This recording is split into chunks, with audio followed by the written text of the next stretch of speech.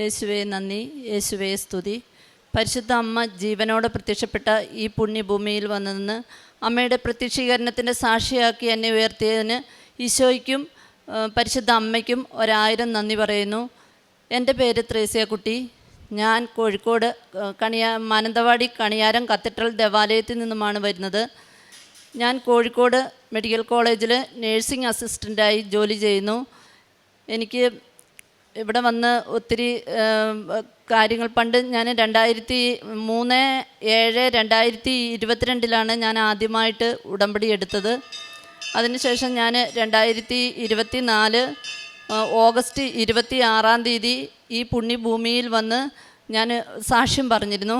അന്ന് ഞാൻ സാക്ഷ്യം പറഞ്ഞപ്പോൾ അത് ഈശോയുടെ 2ാം വരവിനായി ഈ പുണ്യഭൂമിയെ ഒരുക്കുന്ന ഈശോയുടെ 2ാം വരവിനായി ഈ കൃപാസനം എന്ന പുണ്യഭൂമിയെ ഒരുക്കുന്ന ഒരു പാഠശാലയാണെന്ന് ഞാൻ പറഞ്ഞിരുന്നു. അന്ന് ബഹുമാനപ്പെട്ട ജോസഫച്ചൻ അത് ആരാധനയിൽ പറയുകയും പിന്നെ എല്ലാവരും അത് പറഞ്ഞ് എന്നെ വളരെ ഫോണിൽ കൂടെയൊക്കെ വിളിക്കുകയൊക്കെ ചെയ്തു. എല്ലാവരും അത് കണ്ട് വളരെ പറയുകയൊക്കെ ചെയ്തു. അതുകൊണ്ട് മനുഷ്യരുടെ മുമ്പിൽ മത്തായി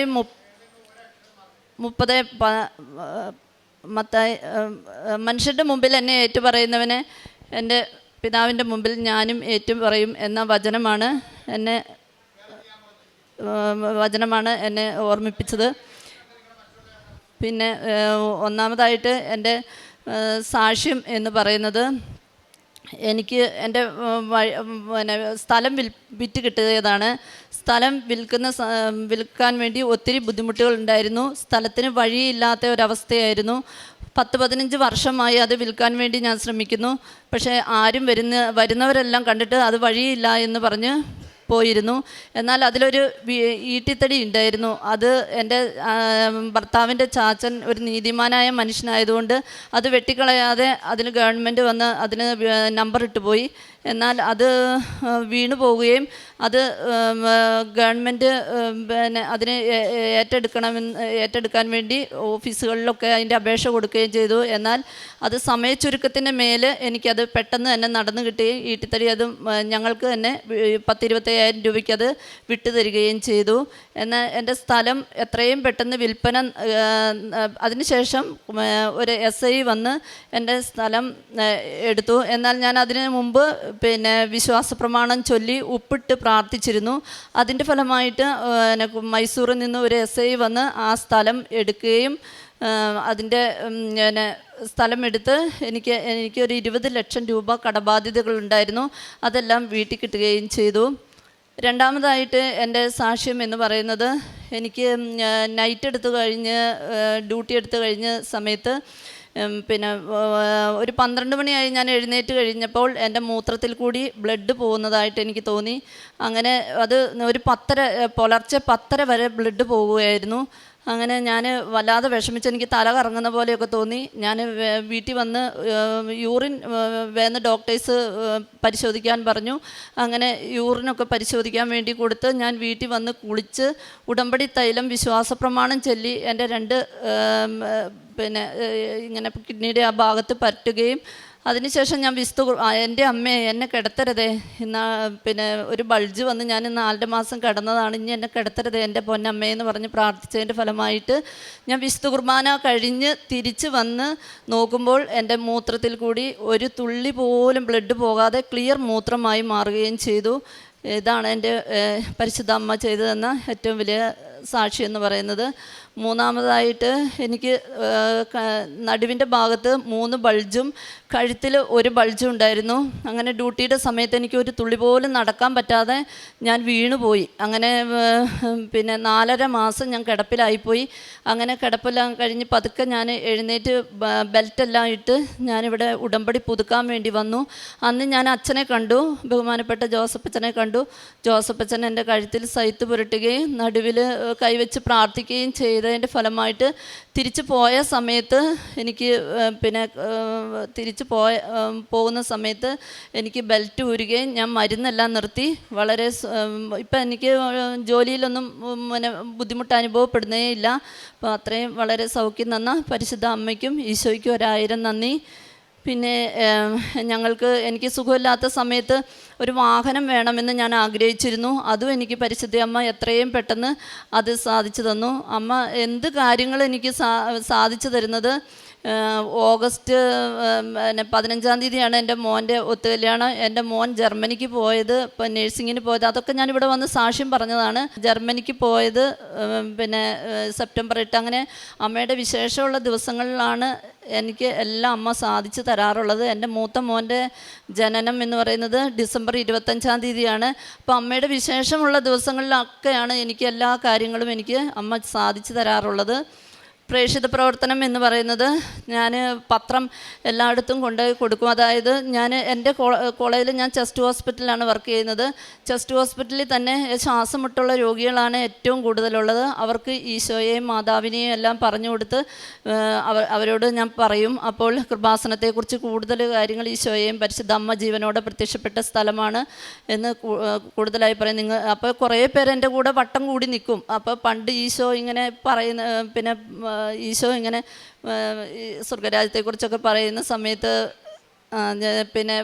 സമയത്ത് ഞാനിങ്ങനെ നിന്ന് പറയുമ്പോൾ കുറേ പേര് വട്ടം കൂടി നിന്ന് അത് കേൾക്കുകയും കൃപാസനത്തിലേക്ക് ഞങ്ങൾ എന്തായാലും പോകുന്നുണ്ടെന്ന് പറയുകയും ചെയ്യും.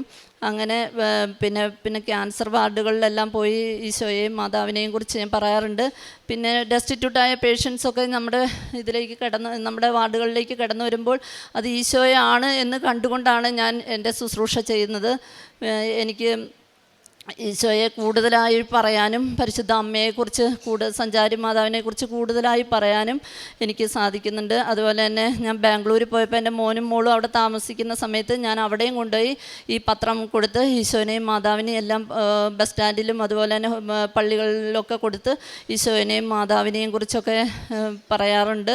അധികവും മെഡിക്കൽ കോളേജ് പിന്നെ ബസ്സിലെല്ലാം പോകുമ്പോൾ എൻ്റെ കയ്യിൽ എപ്പോഴും പത്രം ഉണ്ടാവും. ഞാൻ എല്ലാ മാസവും വന്ന് ഒരു 3 കെട്ട് 4 കെട്ട് പേപ്പർ പത്രം മേടിച്ചുകൊണ്ട് പോകും. അതുപോലെ തന്നെ ആരെങ്കിലും ഇവിടെ വന്നിട്ടുണ്ടെങ്കിൽ അവരോട് പറഞ്ഞ് 1-2 കെട്ടുകൾ പിന്നെയും പറഞ്ഞ് ഞാൻ കൊണ്ടുപോയി വീടാന്തരം കൊടുത്തും ഒക്കെയാണ് ഞാൻ ഈശോയെക്കുറിച്ചും മാതാവിനെക്കുറിച്ചും പറഞ്ഞു കൊടുക്കുന്നത്. പിന്നെ ഞാൻ അതുപോലെ തന്നെ കാരുണ്യപ്രവൃത്തിയായിട്ട് ഞങ്ങളുടെ ക്രിസ്തുദാസി സമൂഹമുണ്ട്, ഹോം ഓഫ് ലവിൽ.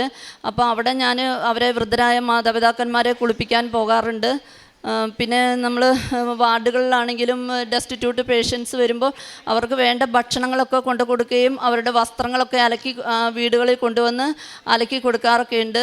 പിന്നെ ഓരോ രോഗികളൊക്കെ വിഷമങ്ങളൊക്കെ പറയുന്ന സമയത്ത് ഞാൻ വിശ്വാസ പ്രമാണം എഴുതി കൊടുക്കുകയും ബൈബിളും നന്മ നിറഞ്ഞ മറിയമേയും പരിശുദ്ധ മറിയമേയും എല്ലാം ചൊല്ലി അവർക്ക് വേണ്ട ഇത് പറഞ്ഞു കൊടുക്കുകയും ചെയ്യും. ഒത്തിരി പേര് അങ്ങനെ ഈശോയെ കൂടുതലായി അറിയാൻ സാധിച്ചിട്ടുണ്ട്. അപ്പോൾ ഈശോയെയും മാതാവിനെയും കൂടുതലായിട്ട് പറഞ്ഞു കൊടുക്കുമ്പോൾ അവർക്ക് ഒത്തിരി പേരെ ഇങ്ങോട്ടേക്ക് പറഞ്ഞു വിടാനും സാധിച്ചിട്ടുണ്ട്. ഇന്നിപ്പോൾ ഞങ്ങൾ വന്നപ്പോൾ 8 പേരെയും കൊണ്ടാണ് വന്നത്. അങ്ങനെ ഒത്തിരി പേരെ കൂട്ടിക്കൊണ്ട് വരാനും കൂടുതൽ പേരെ ഇങ്ങോട്ടേക്ക് പറഞ്ഞു വിടാനും ഒക്കെ സാധിച്ചിട്ടുണ്ട്. പിന്നെ ഹോം ഓഫ് ലവിൽ ഞാൻ പോയ സമയത്ത് അവരുടെ ഒരു വൃദ്ധരായ മാതാപിതാക്കന്മാരെ കുളിപ്പിക്കുകയാണെന്ന് പറഞ്ഞല്ലോ. അപ്പോൾ ആ കുളിപ്പിക്കുന്ന സമയത്ത് ഒരു അജവമോൾ ഉണ്ടായിരുന്നു. അവൾക്ക് ഒരു മാനസിക രോഗം പോലെയുള്ള കുട്ടിയാണ്. അപ്പോൾ അവൾക്ക് നടക്കാനൊന്നും പറ്റില്ല. സിസ്റ്ററിനെ മാത്രമേ അവൾ കുളിപ്പിക്കാൻ ആക്കുള്ളൂ. പിന്നെ ഞങ്ങൾ ഉടമ്പടി തൈലവും ഉപ്പും എല്ലാം കൊടുത്തിട്ട് അവൾക്ക് വിശ്വാസ പ്രമാണം ചൊല്ലി പ്രാർത്ഥിച്ചതിൻ്റെ ഫലമായി അവളിപ്പോൾ തന്നെ എല്ലാം ചെയ്യാൻ തുടങ്ങി. പിന്നെ ഒരു റീനാമ്മ എന്ന് പറഞ്ഞാൽ കിടപ്പ് രോഗിയാണ്. ഒരു ഭാഗം തളർന്നു പോയ റീനാമ്മയാണ്. അപ്പോൾ റീനാമ്മയ്ക്ക് കണ്ണ് 4 വർഷമായി കാഴ്ചയില്ലായിരുന്നു. അപ്പോൾ ഉടമ്പടി തൈലം ഞങ്ങൾ കണ്ണിലേക്ക് ഒഴിച്ചെടുത്തപ്പോൾ ആ അമ്മ പറയുകയാണ്, 4 വർഷമായി മോളെ എൻ്റെ കണ്ണിൻ്റെ കാഴ്ച പോയിട്ട് അത് തിരിച്ചു കിട്ടിയെന്ന് പറഞ്ഞു. അപ്പോൾ അങ്ങനെ കുറേ ഉടമ്പടി വസ്തുക്കളും ഉപ്പും ഒക്കെ ഉപയോഗിച്ച് ഒത്തിരി കാര്യങ്ങൾ ഞങ്ങൾക്ക് വാർഡുകളിലായാലും പോകുന്ന വഴികളിലൊക്കെ ആയാലും നമുക്ക് ചെയ്യാൻ സാധിക്കുന്നുണ്ട്. ഞാനിപ്പം 12 പ്രാവശ്യം പുതുക്കി സിൽവർ ഗ്രേയിലേക്ക് കടന്നു. സിൽവർ ഗ്രേയിലേക്ക് കടന്നപ്പോൾ എനിക്ക് എൻ്റെ ഈശോയോട് ഒന്നും ചോദിക്കാനില്ല. എനിക്ക് എൻ്റെ ഈശോയോട് എൻ്റെ അമ്മയുടെ പ്രത്യക്ഷീകരണം എത്രയും പെട്ടെന്ന് സഭ അംഗീകരിക്കണമെന്ന് മാത്രമേ ഉള്ളൂ എനിക്ക് പ്രാർത്ഥന. അതുമാത്രമേ ഞാൻ പ്രാർത്ഥിക്കുന്നുള്ളൂ. അതിനുവേണ്ടി ഞാൻ എന്തൊക്കെ ചെയ്യാൻ പറ്റുമോ അതൊക്കെ ഞാൻ പൂർണ്ണമായും ചെയ്യുമെന്ന് ഈ നടയിൽ നിന്ന് ഞാൻ ഉറപ്പ് കൊടുക്കുകയാണ്. പിന്നെ എനിക്ക് മാതാവിനെ എത്രയും പെട്ടെന്ന് സഭ അംഗീകരിച്ച്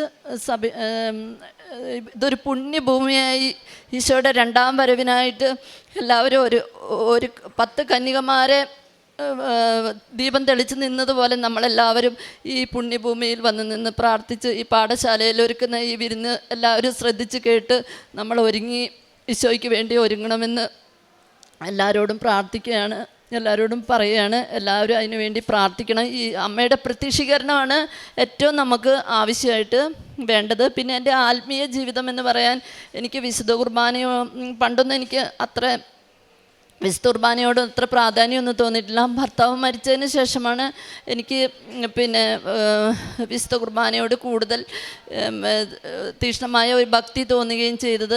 അങ്ങനെ എന്നും ഞാൻ വിശുദ്ധ കുർബാനയ്ക്ക് പോകും. ഈശോയെ കൂടുതൽ സ്വീകരിച്ച് അറപ്പും വെറുപ്പും ഒന്നും കൂടാതെ ഈശോയ്ക്ക് വേണ്ടി ശുശ്രൂഷ ചെയ്യാനാണ് എനിക്ക് കഴിയുന്നുണ്ട്. ആ ഒരു കൃപ എനിക്ക് ഈശോ തന്നിട്ടുണ്ട്.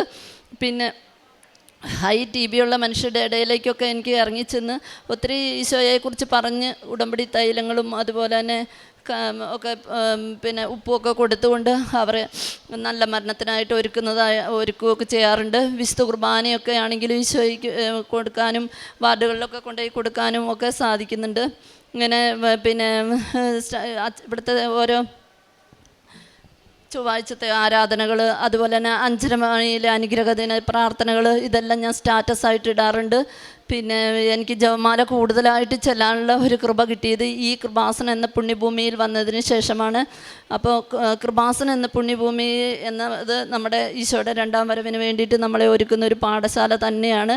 അതിനു വേണ്ടിയിട്ട് നമുക്കെല്ലാവർക്കും വിശ്വസ്തരായ കുറേ നോഗയുടെ പെട്ടകത്തിൽ കയറി നമ്മളെ എല്ലാവരും അന്ന് ഒരുക്കിയതുപോലെ നമുക്ക് ഇന്ന് ഈ പുണ്യഭൂമിയിൽ വന്നെന്ന് ഇത് ശ്രദ്ധിച്ച് അച്ഛൻ്റെ വചനങ്ങളും എല്ലാം കേട്ട് നമ്മളെ ഒരുക്കുന്ന ഈ പാഠശാലയിൽ വന്ന് നിന്ന് നമുക്കെല്ലാവർക്കും ഒരുങ്ങി ഈശോയോടൊപ്പമാകാൻ എന്നെ അവസരം തന്ന ഈ പുണ്യഭൂമി വന്നു നിന്ന് അവസരം തന്ന ഈശോയ്ക്കും മാതാവിനും 1000 നന്ദി.